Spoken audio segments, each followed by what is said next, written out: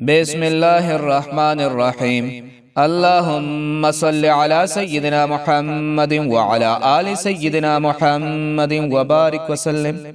عزیز ساتھیو السلام علیکم۔ سیرت انفو میں آج ہم آپ کو ایک ایسی دعا کے بارے میں بتانے والے ہیں جس کا ثواب اللہ تعالیٰ نے چھپا رکھا ہے۔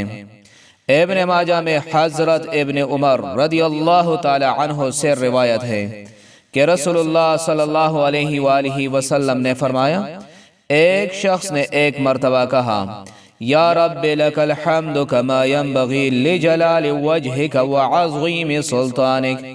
فرشتے گھبرا گئے کہ ہم اس کا کتنا اجر لکھیں۔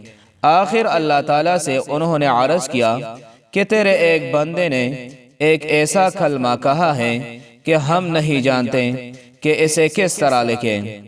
پروردگار نے باوجود جاننے کے ان سے پوچھا کہ اس نے کیا کہا ہے۔